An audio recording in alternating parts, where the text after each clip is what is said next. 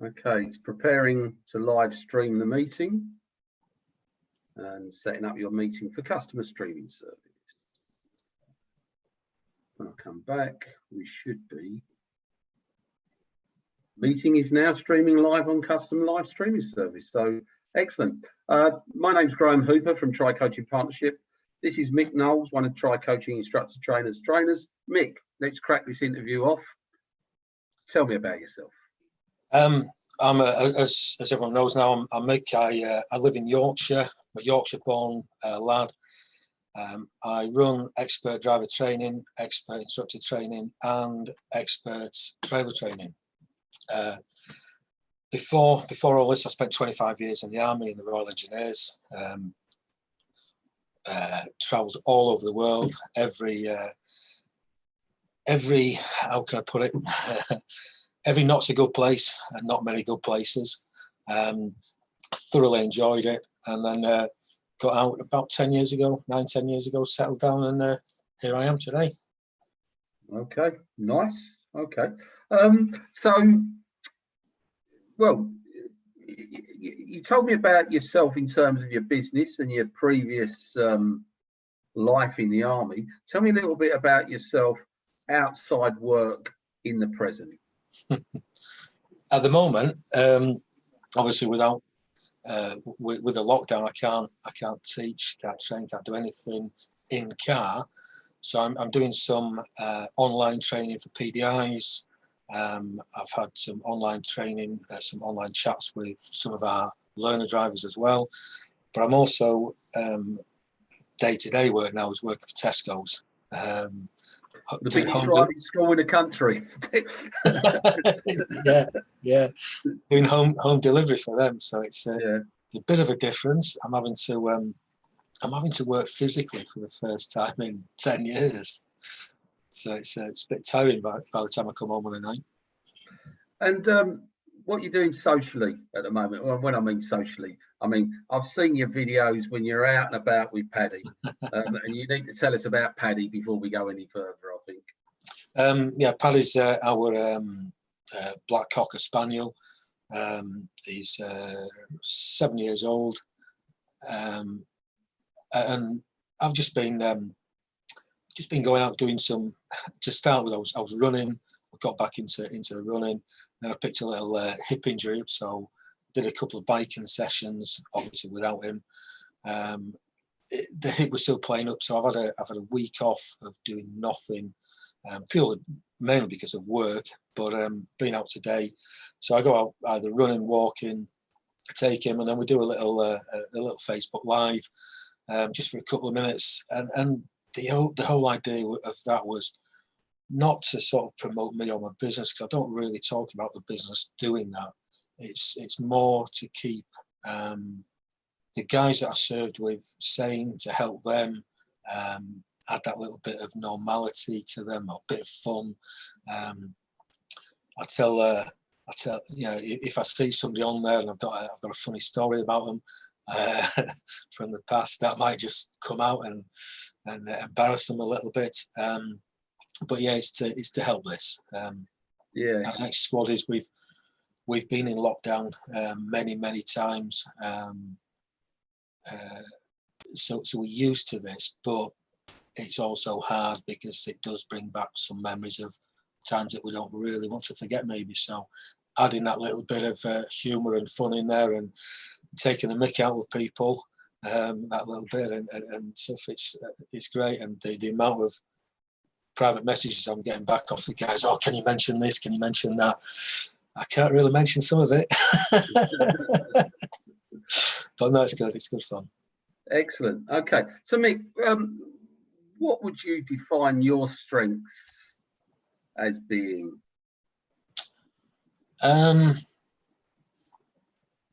Work-wise, You can your character. So it can be work, okay, or just you.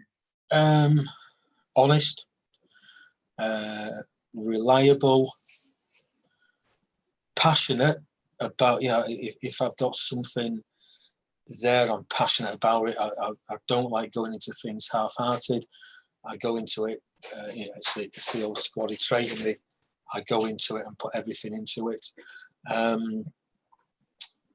What have we said? Passionate, hardworking, loyal to those in and around me. Yeah. Okay, so I probably know two of your weaknesses. So, got any weaknesses you want to mention? No. No. Okay, I'll mention them for you. He's a Leeds United supporter. Okay, look at his face. He's bit then, and might have something to do with refereeing. Oh, look at that! Eh? You couldn't. He knew I'd do it. Yeah. One I prepared early for you, Graham. Yeah, cheers, Mick. And if people don't know, I'm a Chelsea supporter, and there's a long history of rivalry. Goes back to 1970 mainly, I think. I've lost you there, Graham. A certain cup final. Okay, so moving on from your weaknesses then, Mick. Where would you like to be in your career 5 years from now? Obviously, at the moment, I've got the three elements to the business that I'm running. I want to. I've got 7 ADIs working at the moment within Xpert, 8 including myself. I've got a number of PDIs as well, so I want to build that up. I want to get quality PDIs in. I want them to be at the top of their game, which the guys I've got now are. And I want Xpert to be known throughout Yorkshire as the place to come. How I'm going to do that in the next 5 years is by improving my skills and drills so that I can pass them on to my ADIs that are working under the brand. Okay. So what attracted you to Tri Coaching Partnership? Again, it sort of comes back to that squaddy trait in me of wanting to do courses, wanting to improve myself all the time. As soldiers, we don't just do a course and that's it. We'll redo that course and we'll redo it again and again and again, because no matter how many times you go over a specific course, things change, and you get more knowledge. So when I came into this industry, I wanted to carry on that. That's in me. So I looked at different courses. I went on a few courses, doing not just driving instructor related things, but other things just to improve that knowledge. And then I bumped into a local ADI, Ed Marshall. We bumped into each other at Selby College. We had a chat. He mentioned the BTEC 3 and the BTEC 4. BTEC 3 is not done it much now. Accelerate. So I signed up to do the BTEC 3,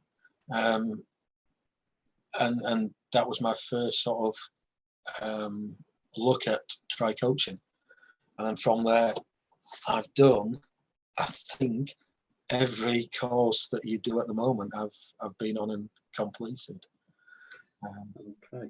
Yeah, it's I suppose what you were saying something back there reminded me, the BTEC level 4 in coaching for driver development.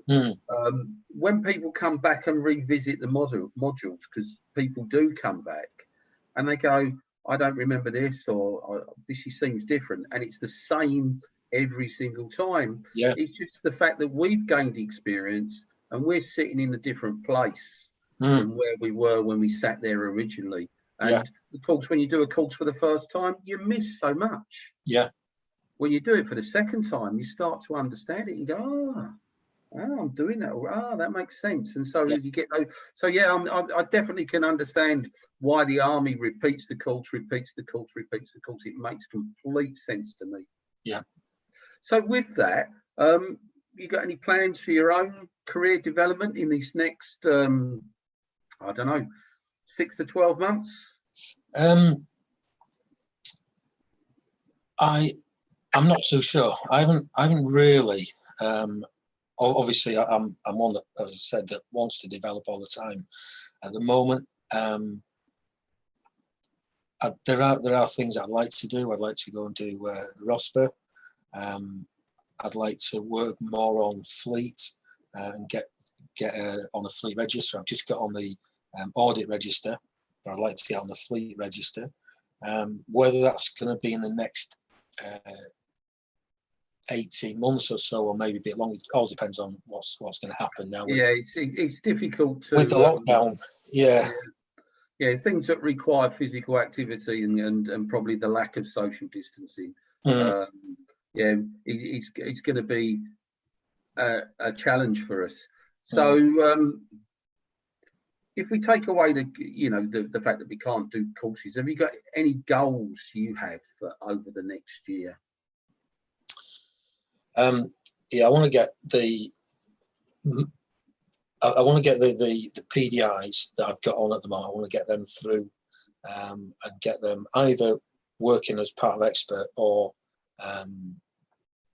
out on their own, independent. I don't hold it to them that they've got to stay with me when they train with me. Yeah. Other goals, I want to get more PDIs. I want to train more PDIs. I'm doing a lot of online training now with them. But yeah, that's basically it. Just to keep. Okay. So I suppose that in a way, Mick, that's answered my next question. Well, or partly. I think you can expand upon this. What's the best thing for you about training instructors or about training PDIs?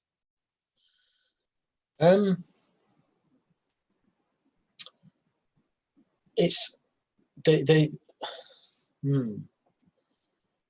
it's very similar to learners in a way, where they've got their own goal, and they want to be where you are. They want to be training learners, and you can guide them, you can help them, you can point them in the right direction sometimes, and just challenge them to improve themselves so that they can reach that goal, what they've set themselves. Okay, now I know you use Ticket, which is Coaching Instructor Training. Yeah. How does Ticket differ from the conventional training that we've had in this industry up to now? Compared to the train I had 9-10 years ago, totally different. I trained with a national school. Obviously it was PSTs then, but since then I've looked at various other training establishments, shall we say, and looked at their material, and spoke to various PDIs and trainers who use different syllabuses. The Ticket course is fully integrated, so right from day one, that PDI is learning, is training, is in the passenger seat, in the driver's seat, doing their theory all at the same time. Whereas the others, it's very much go away and do this, go away, do your theory, come back, let's have some driving, come back. And it might be 2-3 months down the line, maybe even more, before they start to see that little chink of light at the end of the tunnel, because they've started to actually train somebody to drive. And the other thing is, it actually matches the driver rider training standards.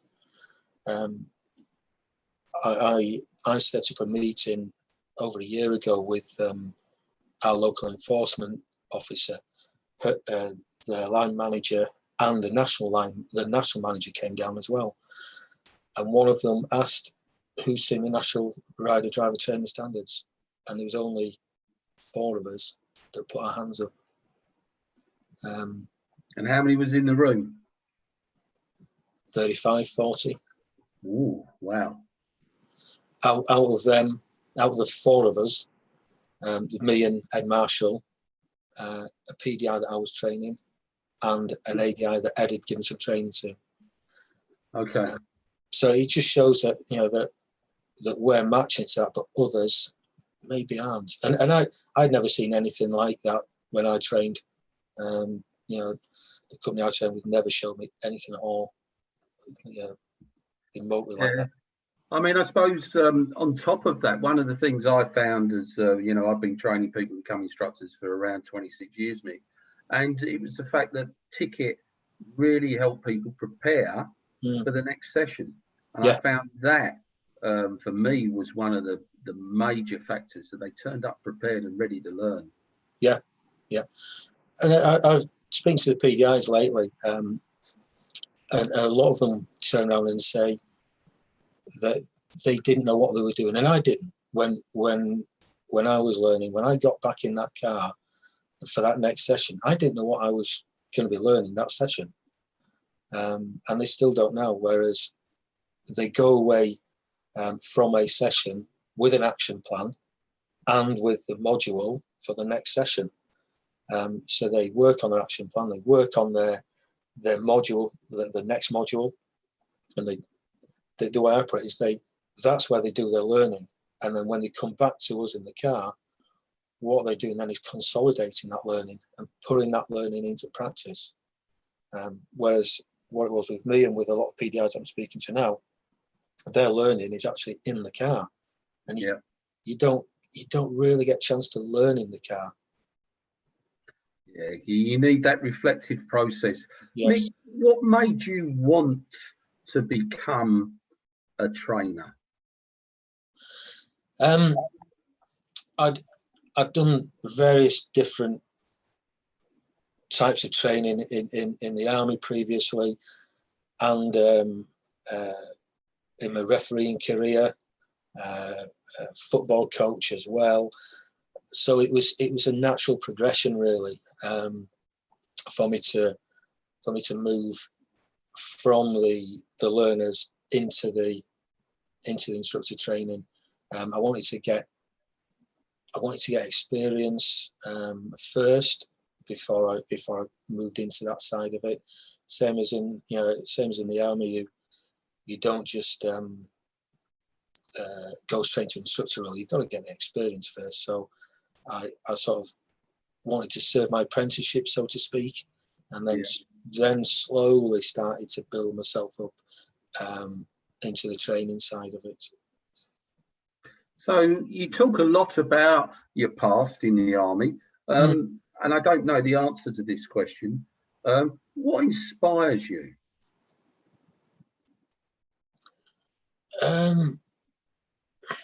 It's just that passion, that drive, you know. And it's sort of instilled in you. When I was at school, I left school. I had, you know, the usual. I can't remember now. It's that long ago. yeah. Well, I got asked to leave, Mick. So I mean, you know. But then you get you join up, and it's that passion that's to get the job done, to whatever you're doing, to help your mates to thrive, and it's just that's just carried on. So it's that the inspiration is it's an internal thing, just to keep improving and keep bettering myself and bettering Xpert Driver Training. And intrinsic motivation far more powerful than extrinsic motivation. Oh yeah. When we went into lockdown, I had 2 weeks of just, oh God, I know, hang on, this ain't me, and I just picked it up and just gone for it again. Cool. Where do you think your coaching journey began? I wouldn't say back in the army. Okay. But maybe it did a little bit. In the army, it's very do this, do this, do this, do this. We'll call it directional coaching, shall we? yeah. Get over there and do that sort of thing. But when I was teaching or instructing some things within the army, I used to like to get the people I was teaching it to get them to think and ask them questions, and you know, get their grey matter going, rather than them sat there just listening to me going blah blah blah blah blah, which is totally against what the army sort of wanted. But yeah, I don't know why I did it, but I just did it.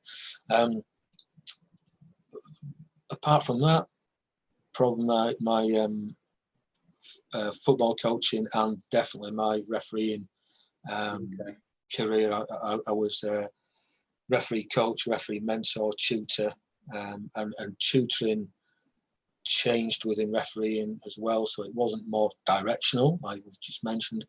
It was more coaching. For instance, if the ball's in that area of the field over there, where do you think might be a good place for you to take up a position?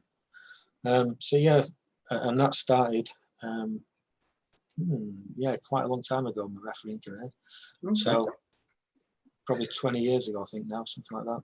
So you've talked about your refereeing, you've talked about your business, you've talked about the army, you've touched on your dog. What are you most proud of? Well, obviously I've got 2 kids, 2 great kids. Okay. One's just gone out for a run, and the other's probably still in bed. So yeah, I'm proud of them. Personally, I'm proud of what I achieved in the army, and also in my footballing career. I'm proud of what I achieved there, the level I got to, especially in the army. When I was serving, I refereed, I officiated in the 2 main cup finals that the army have, the minor units and the major units. I officiated in the RAF versus Navy at Fratton Park, Portsmouth, on the day that Portsmouth went into liquidation as well and sacked a load of staff. Mm-hmm. That was, turn up in the car park that day. Yeah, I'd rather go back to Afghan, I think. And then my Corps Cup final, I'm the only sapper to be 4th man, assistant referee twice, and referee the cup final. And that one was really, when I refereed it, that was, I was proud of that, because I was actually a civvy then. I should have done it the year before, but I couldn't do it for work reasons. So they brought me back as a civvy to do it. So I'd actually been out 3 weeks. Yeah, which it kicked a bit of a stink up between some serving sappers like that the civvy come back with a tash and big sides down here. Nice one. Mick, what do you like to do? You know, if we let's wave lockdown away for a moment. What do you like to do? Well, I'm still heavily involved in football. So my Saturdays is in Saturday mornings is generally around the golf. Quickly into the locker room. If I've got time, a quick shower. Depends how crap I've been playing. Yeah. But generally, quick shower and out to football, wherever that might be. Watching referees, and then Sunday, walking the dog, watching more football. You know, barbecuing, the odd beer now and again. Only the odd one. Yeah, good. Just 1 or 2. Yeah, just 1 or 2. Have you got any lifelong dreams? You know, something on your bucket list you'd like to achieve? Yeah, I'd like to. On the sporting front, I've been to the World Cup. I went to France '98. I've watched leagues in Europe, but I'd like to watch in the Champions League final, beating Chelsea. Well, yeah. Well, we've got to get there first, haven't we? Yeah. On a personal note, though, I like to travel more. Obviously, I've travelled loads. You know, I've been to every continent, but I'd like to travel more and go back to some of the places, some of the good places I've been to. You know, Australia and Caribbean. Certain places in America where I've been to. You know, New York. I've been there. My lad went last year. I'd love to go back there. So. Okay, cool. Do you have a personal mission statement, whether it's a business mission statement or a personal mission statement that you have? To improve every day and get better with age. A bit like a fine wine, isn't it? Really? Yeah. You've got to be careful because they could go off and get a bit vinegary, you know. You have to drink the fine wine, don't open it. Yeah. So in the career, I think we talk about driver training and driver instruction training. What has impacted you most in this career, and how has it impacted you?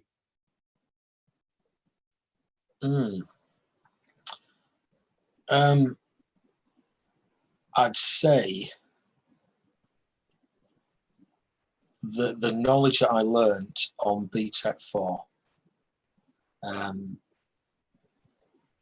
and you know, before that on the BTEC 3 as well, that knowledge made a total difference to the way I trained, to the way I looked at things, both from a external point of view, looking at my company, but also looking at me as well.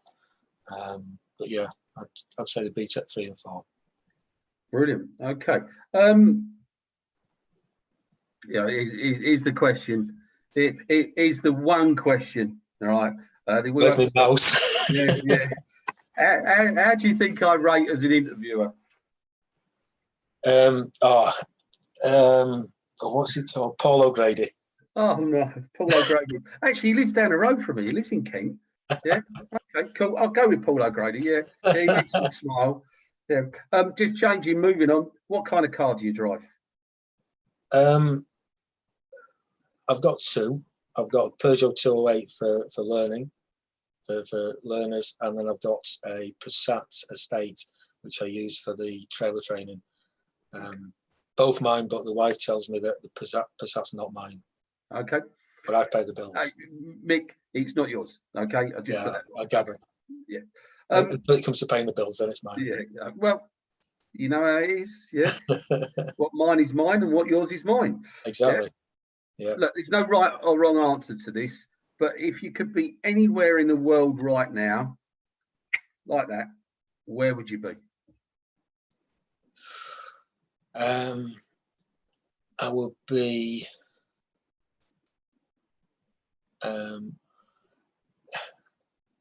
in a place called Half Moon Key. Okay. Off the coast of Belize. Okay.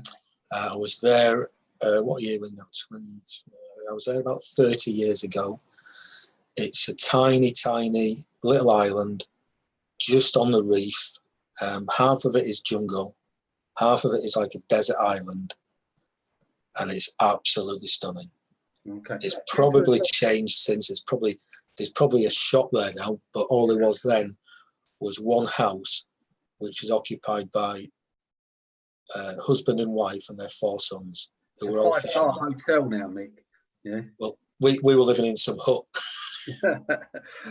For those of us who may be geographically challenged, what's the closest place we might recognise to Belize? It's bordered by Mexico, which I did an illegal border crossing to, and Guatemala. Okay, got it. Thank you very much. Mick, what was the last book you read? I've actually got it here. Oh. I bet you can't guess what it was. I don't. Go on, just show me. Practical Teaching Skills for Driving Instructors, written by Susan McCormack from Tri Coaching Partnership and John Yeah. Miller. A book like that, I find it difficult to read and take on. So I've been listening to it on my phone, through my phone, when I've been out walking. So that was the last sort of one. But before that, the last one I actually read was Ant Middleton, who actually was before he went Special Forces, was a Royal Engineer like myself. Okay, good book. Yeah, yeah, it is. Yeah, it's all right. It's, I think he's done what they normally do. Things have been sort of expanded to make it a better read, shall we say? Okay, we'll move on from there. What's the best movie? Not the last one. The best movie you've seen in the last year, or best box set? Box set. It's got to be Peaky Blinders. Peaky Blinders. Yeah. Okay. Got to be that. I want to watch Gangs of London, I think it's called. I want to watch that. But yeah. Mixed reviews I've seen about that, Mick. Yeah, yeah. But that's on the list. Best film, 1917, I think. Okay. Yeah. Okay. Yeah, I want to watch that. Yeah. Cinematography was excellent in that. I watched it here. Okay. All right. On my TV. On your TV. What would you do if you won the lottery? I would buy another house, buy a nice car, invest some into property, invest some into Leeds. I might buy a seat or something. And what, the chuck on the pitch? Yeah. When we're playing Chelsea in the cup final. Yeah. And just I would donate some to a charity. It's quite close to my heart. Which one? Sapper Support. Okay, cool. So, question for you: who are your heroes? Do you have any? Yeah, tough question. As a kid growing up, my heroes were the likes of Billy Bremner, Lorimer, Batty. But now, as I get older, my heroes are the guys that didn't come back. Okay, cool. All right, so just changing the subject then, and I think you've touched on this anyway, but is there any, what do you like to do for fun, Mick? What would be the most fun thing that you would like to do? According to them three in there, I don't have any fun, mate. Okay. But no, football, sport, anything like that. I used to do a lot of hill walking. So anything that outdoors, really, sports related. Okay. Yeah. Okay, I've only got a couple of questions left, Mick, I want to ask you. Okay. If you were an animal, which one would you want to be?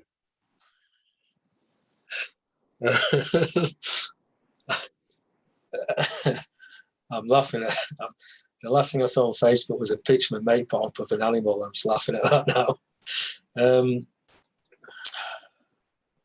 I've got to be careful what I say, because just go with it, because we can all slaughter you later, Mick. If you want to be a pink rabbit, you can be a pink rabbit. No. Well, the missus is an Hull City fan. I'm surrounded on the street by Hull City fans, so I can't say what they are, because I'll just get. So you want to be a tiger? Admit it. No. No.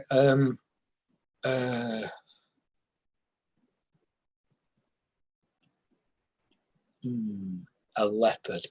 A leopard. Okay, a big cat, so a leopard. Yeah. Okay. But not that other word. Yeah, I know.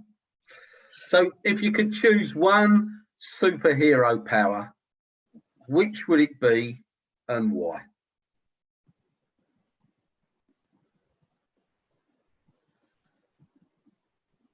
Oh, it would have to be. It'd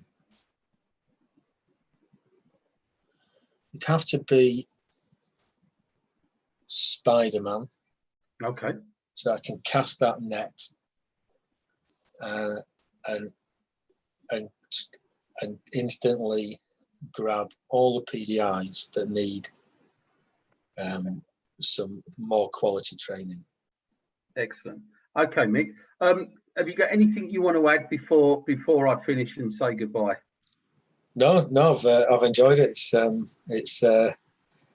Yeah, it was good. It wasn't nerve-wracking at all. Enjoyed it. Okay. Well, I'd like to say thank you, Mick, for being another person I've interviewed, and I've thoroughly enjoyed talking to you and chatting with you, Mick. So thanks for your time. Yeah, cheers, Graham.